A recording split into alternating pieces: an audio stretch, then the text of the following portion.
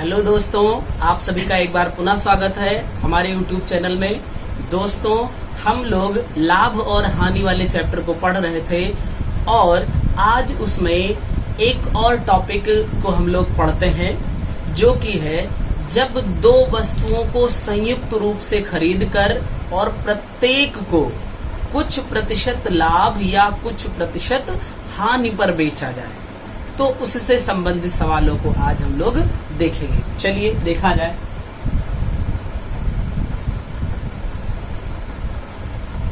जब दो वस्तुओं को संयुक्त मूल्य पर खरीद कर अलग अलग लाभ प्रतिशत या हानि प्रतिशत पर बेचा जाए। ठीक है, तो जब दो वस्तुओं को संयुक्त मूल्य पर खरीदकर अलग अलग लाभ प्रतिशत या हानि प्रतिशत पर बेचा जाए, तो उससे संबंधित सवालों को आज हम लोग पढ़ने वाले हैं। और ये बहुत ही इम्पोर्टेंट टाइप होता है और आज हम आपको इससे संबंधित बढ़िया मेथड सिखाएंगे। बस आप लोग कॉपी और पेन लेके तैयार रहिए कि इसको सीख लीजिए, अदरवाइज ये काफी बड़े में सॉल्व होता है। ठीक है, और आप इसको देखिए, बहुत छोटे में हम लोग सॉल्व करेंगे और मजा आ जाएगा आप लोगों को। अदरवाइज इससे संबंधित सवाल क्या होते हैं, लेंदी हो जाते हैं, लॉन्ग मेथड से लोग सॉल्व करते हैं। चलिए देखा जाए। पहला प्रश्न देखिए, दो घड़ियों का कुल क्रय मूल्य 840 रुपए है। एक घड़ी को 16% के लाभ पर तथा दूसरी को 12% की हानि पर बेचा जाता है। कुल सौदे में ना लाभ होता है ना हानि, तो लाभ पर बिकने वाली घड़ी का क्रय मूल्य ज्ञात करो। आइए देखते हैं। दो घड़ियां हैं, उनका क्रय मूल्य 840 रुपए है। तो ये कह लीजिए, हम अगर कहें ये पहला सवाल, एक घड़ी और दूसरी घड़ी, दोनों घड़ी का संयुक्त रूप से जो सीपी है वो 840 रुपए है। बताइए, कोई दिक्कत नहीं, ये तो गिवन है हमें। अब हम करेंगे क्या, एक घड़ी को 16% के लाभ पर तथा दूसरी को 12% की हानि पर बेचा जाता है। देखिए यहां से, एक घड़ी को 16% के लाभ पर, तो आप ऐसे लिख सकते हैं, अगर एक घड़ी का मूल्य 100% था तो इसका 16% निकालेंगे तो 116 आ जाएगा। बताइए, 116 आ जाएगा। ठीक, और दूसरी का 12 यानी 112 आएगा। आपका मन हो तो 16% और 12% भी लिख सकते हो। ठीक, कोई दिक्कत नहीं है। अब आप देखिए, जब इन दोनों को बेचा गया तो बेचने पर ना तो लाभ हुआ ना ही हानि हुआ, यानी कि 0%। लाभ और हानि कुछ नहीं, तो 0%। क्या करेंगे, इसको एलिगेशन मेथड बोलते हैं। इनका डिफरेंस यहाँ पे रख देंगे और इन दोनों का डिफरेंस यहाँ, तो 16 जीरो का डिफरेंस 16 हो जाएगा, 12 और 0 का डिफरेंस 12 हो जाएगा। बताइए, इसका अनुपात ले लेते हैं। अब इसको थोड़ा सरल कर देंगे तो ये आ जाएगा 4 चौक 16 और 4 तीन 12, यानी कि 3:4 का अनुपात आया। 3:4 का अनुपात आया। ये पहली वस्तु थी और ये दूसरी वस्तु थी, यानी इन दोनों को अगर हम जोड़ें तो 4 3 7 यूनिट आ जाएगा। इधर चलते हैं हम, 7 यूनिट बराबर हो जाएगा यही आपका 840 रुपए के।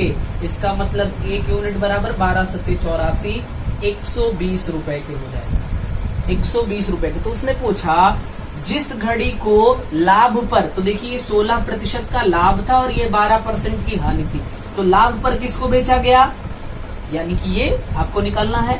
इसका अनुपात क्या आया है, 3 अनुपात का, तो 1 अनुपात बराबर 120 के, तो यानी कि 3 यूनिट बराबर 12 3 36, 360 रुपए।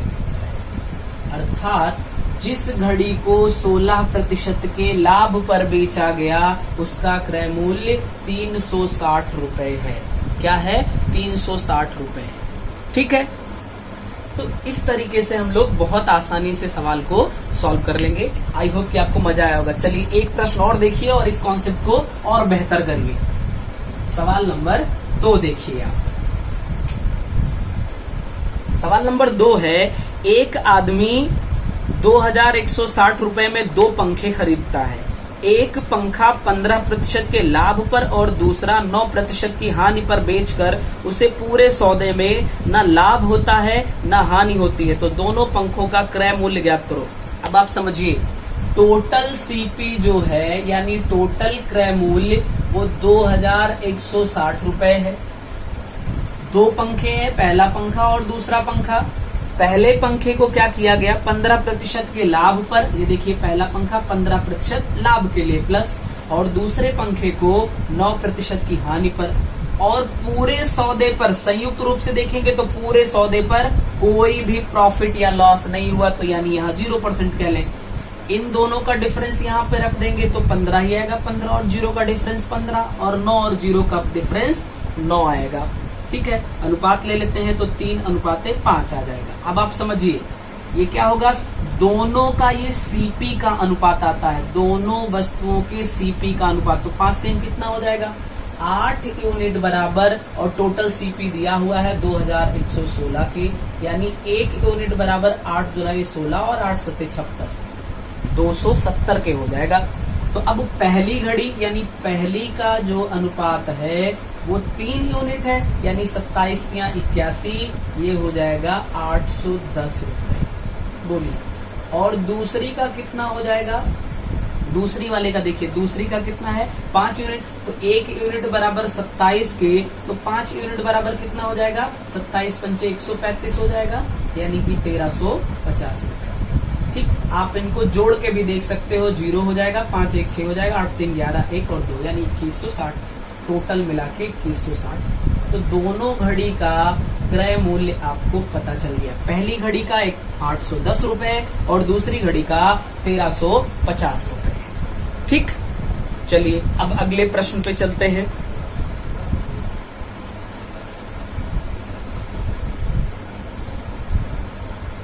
अगला प्रश्न जो है वो थोड़ा सा वेरिएशन लेके आने वाला है, समझिएगा।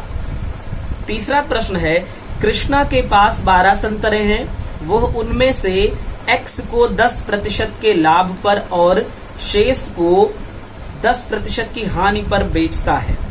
पूरे सौदे पर उसे 5% का लाभ होता है, तो X का मान ज्ञात करो। अब आप समझिए क्या है, वो कुछ संतरों को X% के लाभ पर, हम यही शुरू करेंगे, 10% के लाभ पर, और बाकियों को 10% की हानि पर बेचा, और पूरे सौदे पर उसको 5% का लाभ हो रहा है। बोलिए, कोई दिक्कत नहीं। अब हम क्या करेंगे, इनका डिफरेंस लेने वाले हैं। इनका क्या लेने वाले हैं, डिफरेंस। तो देखिए यहाँ पे ज्यादा डिफरेंस का मतलब ज्यादा में से कम करेंगे, तो 10 - 5 यानी कि 5 आ जाएगा। बोलिए, ठीक, और यहाँ पे ज्यादा ये है, यानी कि 5 - 10 तो हो जाएगा 15 के। ठीक है, तो इनका अनुपात जो आएगा 1:3 आ जाएगा। अब देखिए ये क्या आया, चाहे आप इसको सीपी कह लीजिए चाहे संतरों की संख्या कह लीजिए, तो 3 1 4 यूनिट, 4 यूनिट बराबर 12 संतरे के हो जाएगा, यानी 1 यूनिट बराबर 3 संतरे के हो जाएगा। उसने क्या पूछा है, उसने पूछा है तो X का मान ज्ञात करो। X क्या है, X संतरों को उसने 10% के लाभ पर बेचा है और 10% का अनुपात 3 आया, यानी आपको 3 यूनिट का मान बताना है। तो 1 यूनिट बराबर 3 संतरा, तो 3 यूनिट बराबर 3 तरीका 9 संतरे हो जाएंगे। बताइए, ठीक है, यानी कि X बराबर कितना हो जाएगा, 9 संतरा। अर्थात हम ये कह सकते हैं 9 संतरों को उसने 10% के हानि पर लाभ पर बेचा, और बाकी बचे कितने बचे, 12 - 9 यानी 3 संतरों को उसने 10% की हानि पर बेचा। ठीक है, चलिए अब अगले प्रश्न पे चलते हैं। अगला प्रश्न है प्रश्न नंबर 4। एक व्यक्ति एक मेज तथा एक कुर्सी 500 रुपए में खरीदता है। वह उस मेज को 10% हानि पर तथा कुर्सी को 10% लाभ पर बेच देता है। इस पर उसे कुल लाभ 10 रुपए का होता है, तो उस कुर्सी का क्रय मूल्य ज्ञात करो। अब आप समझिए, एक मेज और एक कुर्सी, मेज का मतलब टेबल और कुर्सी का मतलब चेयर। इन दोनों का संयुक्त रूप से जो सीपी है वो कितना हो जाएगा, 500 रुपए हो जाएगा। कितना हो गया, 500 रुपए, कोई दिक्कत नहीं है। अब देखिए, कहा उसने मेज को 10% की हानि पर, तो टेबल को 10% के लॉस पर बेच रहा है, और चेयर को क्या किया, 10% के प्रॉफिट पर बेच रहा है, और कुल सौदे पर उसको 10 रुपए का, तो कुल सौदे का पर मतलब 500 रुपए पर उसको 10 रुपए का लाभ हो रहा है। अर्थात इसको अगर हम प्रतिशत में कहें तो 2% का लाभ हुआ। ये हो गया आपका प्रॉफिट, यानी कितने का, 2% का। तो देखिए, पूरे सौदे पर उसको 2% का लाभ हुआ, तो यहाँ पे हम 2% कर लेते हैं, और प्रॉफिट हुआ तो प्लस कर देंगे। इनका डिफरेंस यहाँ पे रखेंगे, इनका डिफरेंस यहाँ पे। तो देखिए, इनका डिफरेंस जब करोगे तो जब चिन्ह अपोजिट हो तो डिफरेंस लेने पे वो जुड़ जाता है, यानी 10 2 12 के हो जाएगा। अनुपात लगा देते हैं, यहाँ पे कितना हो जाएगा, 8 का हो जाएगा, यानी 4 से कैंसिल कर दो तो 4 दूनी 8 और 4 तिहाई 12, कितना आएगा, 3 2 5 के आ जाएगा, 5 के बराबर। पूछा क्या है फिर उसने पूछा है तो कुर्सी का मतलब 3 यूनिट क्या है, दोनों मिला के आप समझ सकते हो, 3 2 5 यूनिट बराबर 500 के, तो 1 यूनिट बराबर 100 के, यानी चेयर का मतलब है 3 यूनिट अर्थात 300 रुपए। अगर उसने टेबल का मूल्य पूछ लिया होता तो इसका मतलब 200 रुपए। ठीक, सवाल सॉल्व। तो आप ये देख लीजिए कि ये सब थोड़ा सा लेंदी सवाल, मगर बहुत आसानी से हम लोग इसको सॉल्व कर सकते हैं। चलिए अब अगले प्रश्न की ओर चलते हैं। प्रश्न नंबर 5 देखिएगा। प्रश्न नंबर 5 है, एक व्यापारी ने 19,500 रुपए में 2 घोड़े खरीदे। उसने एक घोड़ा 20% हानि पर और दूसरा घोड़ा 15% लाभ पर बेचा। यदि प्रत्येक घोड़े का विक्रय मूल्य समान रहा हो तो उसका क्रय मूल्य कितना है। अब आप समझिए, उसने 2 घोड़े खरीदे, हॉर्स 1 और हॉर्स 2। इन दोनों को अगर हम मिला लें तो कितने में खरीदा उसने, 19,500 रुपए में उसने खरीदा, यानी ये हो गया सीपी। बताइए, कोई दिक्कत नहीं। अब उसने एक घोड़े को 20% लॉस और दूसरे को 20% लॉस और दूसरे को 15% प्रॉफिट पर बेचा। इसका मतलब पहले घोड़े पर उसको 20% का नुकसान हुआ, यानी 80% में बेच दिया उसने, और दूसरे घोड़े को उसने 15% लाभ यानी 115 पे बेचा, और दोनों घोड़ों का विक्रय मूल्य समान है, अर्थात हम इसको समान कर दें तो आप देखिए H1/H2 बराबर कितना हो जाएगा। इसको हम कैंसिल करते हैं 5 से, तो ये हो जाएगा 23 और ये आ जाएगा 16। बताइए, अरे 115/80 करोगे, 5 से कैंसिल करोगे, 16 पंचे 80 और 23 पंचे 115 के हो जाएगा। इन दोनों को अगर आप जोड़िए, तो कितना मिल जाएगा, 6 3 9 और 2 1 3, ठीक है, 39 यूनिट बराबर हो जाएगा 19,500 रुपए की। ठीक है, कोई दिक्कत नहीं है। इसका मतलब 1 यूनिट बराबर कितने के हो जाएगा, 500 के हो जाएगा। 1 यूनिट बराबर 500 के हो जाएगा। अरे 39 पंचे 195 हो जाएगा, तो 1 यूनिट बराबर कितने के, 500 रुपए के हो जाएगा। तो फिर पूछा क्या है उसने, तो उनका क्रय मूल्य ज्ञात करिए। किसका, उनके का मतलब पहले घोड़े का और दूसरे घोड़े का। तो H1 भी देख लेते हैं और H2 भी देख लेते हैं दोनों का। तो 1 यूनिट बराबर कितने के, 500 के, तो 23 यूनिट बराबर कितने के, 23 पंचे 115, बगल में डबल जीरो लगा दो, यानी 11,500 रुपए के हो जाएगा। और दूसरा कितना हो जाएगा, 16 पंचे 80 और बगल में डबल जीरो, यानी 8,000 रुपए के बराबर हो जाएगा। तो दोनों घोड़ों का क्रय मूल्य हमें क्या हो गया, पता हो गया, बहुत आसानी से। ठीक है, अब चलिए अगले प्रश्न पे चलते हैं। प्रश्न नंबर 6।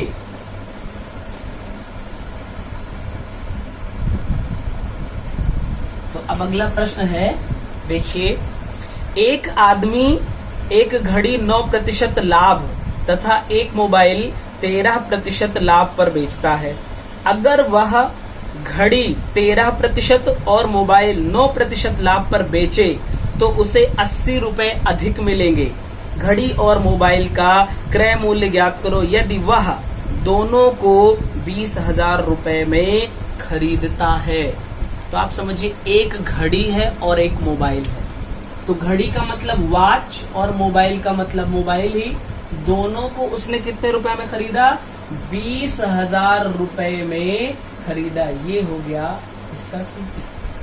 ठीक, W + M बराबर 20,000 रुपए। ये हमें सीपी गिवन है।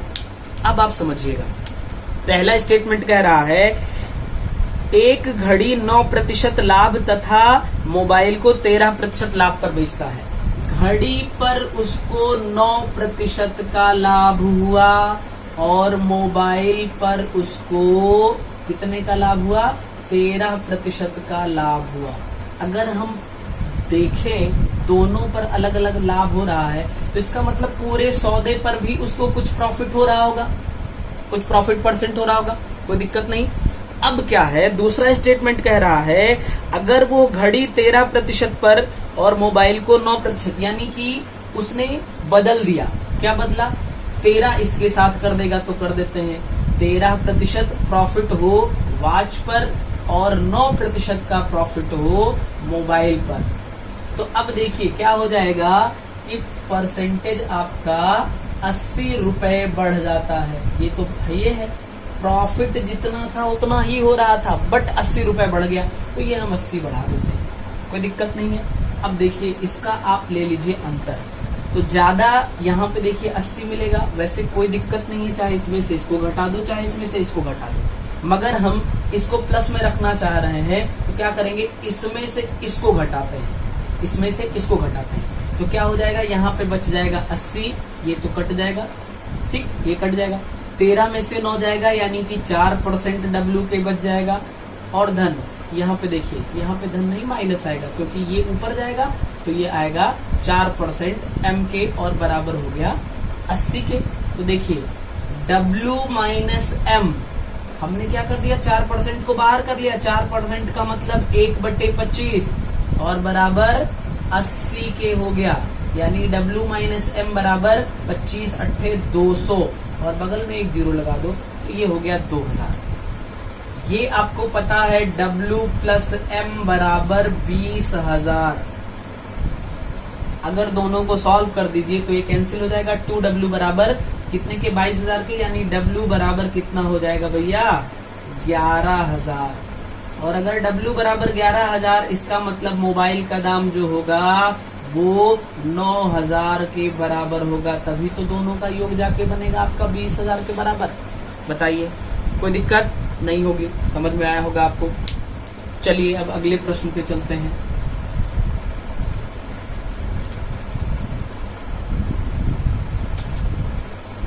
अगला प्रश्न है प्रश्न नंबर 7 है, एक व्यापारी ने 1600 रुपए में 2 साइकिल खरीदी। उसने पहली को 10% तथा दूसरी को 20% लाभ पर बेचा। अगर वह पहली को 20% तथा दूसरी को 10% लाभ पर बेचे तो उसे 5 रुपए ज्यादा मिलेंगे। तो दोनों साइकिलों के क्रय मूल्य में अंतर बताओ। और दूसरा पार्ट इसका है दोनों साइकिलों का क्रय मूल्य ज्ञात करो। अब आप समझिए, 2 साइकिल है, पहली साइकिल और धन दूसरी साइकिल, इनका संयुक्त रूप से क्रय मूल्य कितना है, 1600 रुपए है। बोलिए, अब उसने कहा अगर वो पहली साइकिल 10%, यानी पहली साइकिल को 10% की प्रॉफिट पर तथा दूसरी साइकिल को 20% के प्रॉफिट पर बेचे, तो दोनों को प्रॉफिट पर बेचेगा यानी उसको कुछ प्रॉफिट ही होने वाला है, तो हम बराबर कुछ प्रॉफिट हम लिख लेते हैं, हमें पता नहीं, हम P लिख लेंगे।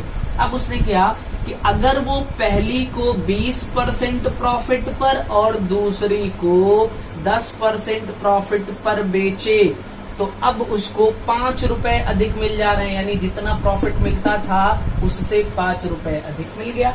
हम क्या कर दे रहे हैं, इसको घटा देंगे, ठीक, इसमें से घटाएंगे, ये ज्यादा हमें आसान पड़ेगा। PP कट जाएगा, यहाँ पे बचेगा 5। देखो 20 में से 10 घटा देंगे तो आ जाएगा 10% और पहली, और यहाँ पे आ जाएगा -10% दूसरी। तो अब पहली माइनस दूसरी यहाँ पे देखें तो 10 कॉमन हो जा रहा है। 10 कॉमन का मतलब 10% और 10% का मतलब हो जाएगा 1/10, इधर भेज देते हैं यानी 50 हो गया। तो हमारा पहला पार्ट तो यहीं पे सॉल्व हो गया कि उन दोनों के, पहली और दूसरी वस्तु हो, घड़ी हो, मोबाइल हो, कुछ भी हो, उनका जो डिफरेंस है क्रय मूल्य का वो 50 रुपए के बराबर है। एक पार्ट हमने सॉल्व कर लिया यहीं पे। अब इसका दूसरा पार्ट देखिए, इधर आके दूसरे पार्ट के लिए हमें क्या करना पड़ेगा, पहली धन दूसरी का कुल योग 1600 के बराबर है और पहली माइनस दूसरी का डिफरेंस 50 के बराबर है। अगर हम जोड़ देंगे तो आप देखिए ये कैंसिल हो जाएगा, ये जोड़ेंगे तो 1650 आएगा। 1650 का मतलब कितना, 825। ठीक है, ये पहली वस्तु का आता है। समझ में आया होगा, मैंने थोड़ा डायरेक्ट कर दिया, ये कैंसिल हो गया। ये 2 बन जाएगा, 2 इंटू फर्स्ट वस्तु बराबर 1650, 2 से भाग करेंगे तो ये बन जाएगा। ठीक है, दूसरी वस्तु अगर हम करेंगे तो आप देखो 1600 में से 800 घटा दो, 800 बचेगा, 800 में से 25 और घटा दो यानी 775। तो दूसरी वस्तु का जो क्रय मूल्य आया वो 775 आया। दोनों का आप डिफरेंस देख सकते हो, 50 के बराबर है। तो ये था पहला पार्ट इसका और ये था इसका दूसरा पार्ट। ठीक, इसमें दोनों पार्ट आए ताकि आप ये समझ सकें। हो सकता है किसी क्वेश्चन में ये पूछ ले, हो सकता है इसमें पूछ ले। तो चूंकि आप प्रैक्टिस कर रहे हैं तो दोनों चीजें एक ही क्वेश्चन में आप सीख लेंगे, तो कुछ भी पूछे आप बता ले जाएंगे। ठीक है, चलिए अब देखिए थोड़ा सा ये अपनी रूप को और चेंज करेगा प्रश्न, और देखिए किस तरीके से आ रहा है। प्रश्न नंबर 8 देखिए, प्रश्न नंबर 8 है, एक आदमी एक मेज को 12% हानि व एक कुर्सी को 19% लाभ पर बेचता है और 160 रुपए का लाभ प्राप्त करता है। यदि उसने मेज को 12% लाभ व कुर्सी को 16% हानि पर बेचता तो 40 रुपए की हानि होती, तो कुर्सी का मूल्य ज्ञात करो। अब आइए समझिए क्या है। मेज को 12% की हानि पर और कुर्सी को 19% लाभ पर बेचता है तो 160 रुपए लाभ प्राप्त करता है। क्या प्राप्त करता है, लाभ प्राप्त करता है। ठीक है, कोई दिक्कत नहीं है इसमें। तो देखिए 12% की हानि किस पर होती है, मेज पर। मेज का मतलब टेबल, टेबल पर उसको 12% की हानि हो गई। ठीक है, और फिर क्या हुआ, दूसरी चीज क्या है, कुर्सी पर उसको, कुर्सी यानी चेयर पर 19% का प्रॉफिट हो गया। तो अब अगर इन दोनों को हम जोड़ लें तो टोटल उसको 160 रुपए का प्रॉफिट। कोई दिक्कत नहीं। अब दूसरे स्टेटमेंट पे चलते हैं। दूसरा स्टेटमेंट है, मेज को 12% लाभ यानी टेबल को 12% के प्रॉफिट पर बेचता और चेयर को 16% के लॉस पर बेचता। 16% के लॉस पर बेचता तो उसको 40 रुपए की हानि होती। 40 रुपए की हानि होती। देखिए जोड़ देते हैं इसको, तो ये तो कैंसिल हो जाएगा, 19 में से 4 जाएगा यानी 3% of C is equal to यहाँ पे 120 बच जाएगा। अब देखो ये आएगा 3/100, 3 से इसको कैंसिल कर दें तो 40 आएगा, 100 इधर जाएगा तो बन जाएगा 4000 के बराबर, यानी C बराबर 4000। C क्या है, कुर्सी। C फॉर चेयर, चेयर मतलब कुर्सी का जो क्रय मूल्य है वो 4000 रुपए के बराबर है। और आई थिंक ये कुर्सी का ही मूल्य पूछा हुआ था, तो आपने 4000 रुपए कैलकुलेट कर दिया। बहुत आसानी से, देखिए एकदम आसान तरीके से। चलिए अब अगले प्रश्न पे चलते हैं। प्रश्न नंबर 9 देखिए क्या है। प्रश्न नंबर 9 है, एक आदमी एक साइकिल 13% लाभ व एक गाय 19% लाभ पर बेचता है और 1660 रुपए लाभ प्राप्त करता है। यदि वह साइकिल को 16 सही 2/3% लाभ व गाय को 11 सही 1/9% हानि पर बेचे तो उसे कोई लाभ या हानि नहीं होती, तो साइकिल व गाय की कीमत ज्ञात करो। तो अब देखिए इस क्वेश्चन को आप कहां से शुरू करेंगे। देखिए एक स्टेटमेंट मेरा कि जब वो क्या साइकिल को 16 सही 2/3% और गाय को 11 सही 1/9%। यही हमारा पॉइंट है, इसी को हम ध्यान में रखते हैं। तो साइकिल को 16 सही, साइकिल का मतलब हम कह सकते हैं, चलिए लिख लेते हैं, साइकिल को उसने 16 सही 2/3% के प्रॉफिट पर बेचा है, हाँ प्रॉफिट पर। और जो काऊ है यानी गाय को उसने 11 सही 1/9% के हानि पर बेचा है। ठीक है, ये हानि हुई। आप बताओ, एक साइकिल बेचा और एक गाय बेचा, ना उसको प्रॉफिट हुआ ना लॉस हुआ। इसका मतलब क्या हुआ? इसका मतलब जितना लाभ हुआ होगा दूसरी वस्तु पे उतनी ही हानि हो गई, अर्थात लाभ और हानि दोनों बराबर हो जाएगा। ठीक, हम इसको लिख सकते हैं। इसका मतलब क्या होता है? 1/6।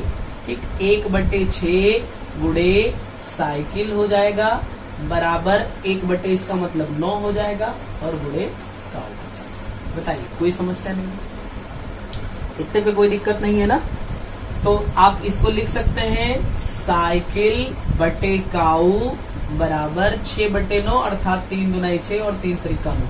तो इसको हम लिख सकते हैं बढ़ा के 200 रुपए अगर लिख लें, और इसको बढ़ा के लिख दें 300 रुपए, तो हम ये कह सकते हैं कि साइकिल 200 रुपए की है या 200 यूनिट की है, और काऊ जो है वो 300 यूनिट की है।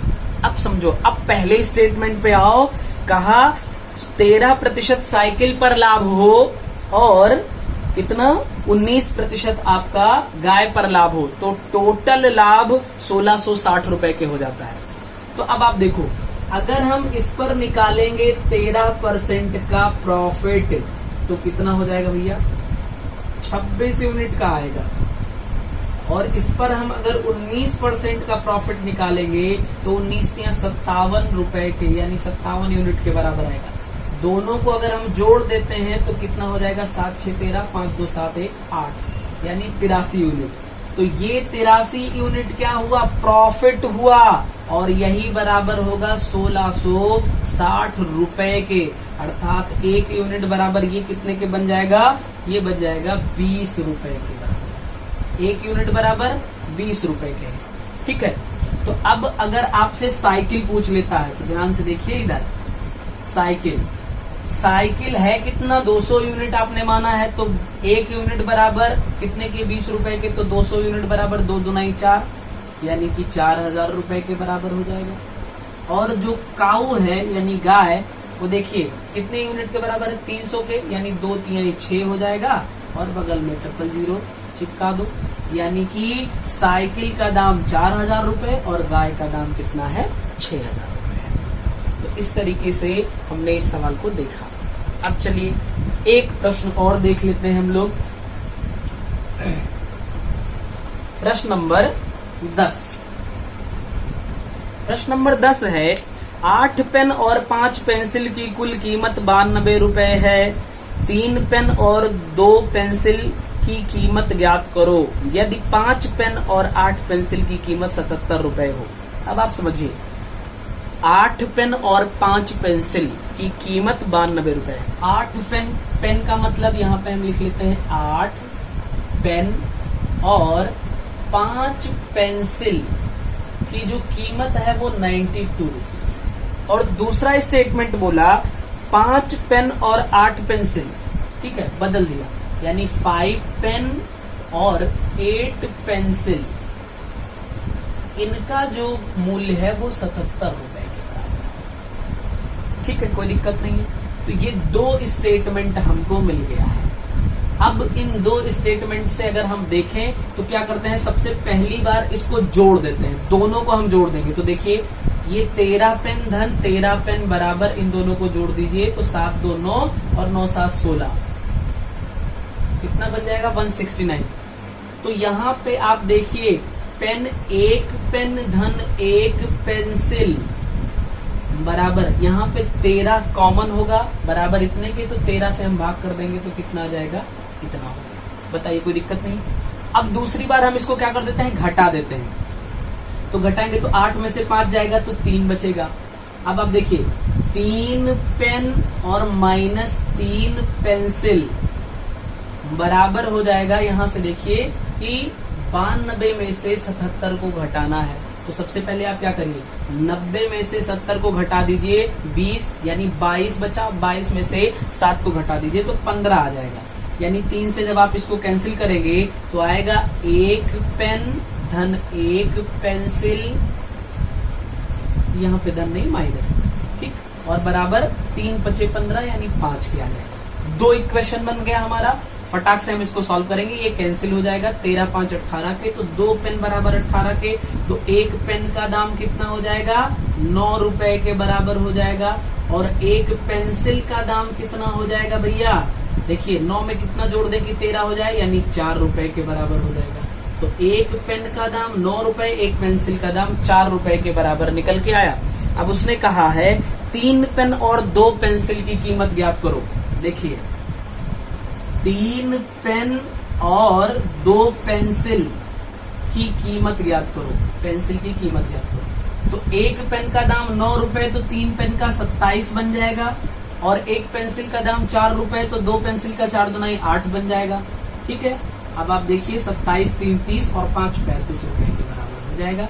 अर्थात 3 पेन और 2 पेंसिल का जो दाम होगा वो 35 रुपए के बराबर हो जाएगा। ठीक है, तो इस तरीके से ये टाइप हमारा समाप्त होता है। और आई होप कि मैंने सारे क्वेश्चन, सारे वैरायटी के क्वेश्चन जो एग्जाम में पूछे जाते हैं उसको मैंने कवर किया है। और अगर आप ये वीडियो देखते हैं तो आपको ये टाइप एकदम अच्छे से क्लियर हो गया होगा और इस टाइप का कोई भी क्वेश्चन अब आपका फंसेगा नहीं। ठीक है, तो अब अगले वीडियो में हम लोग विविध के प्रश्नों पे चर्चा करेंगे और फिर लाभ और हानि वाला चैप्टर समाप्त हो जाएगा। थैंक्स फॉर वॉचिंग और वीडियो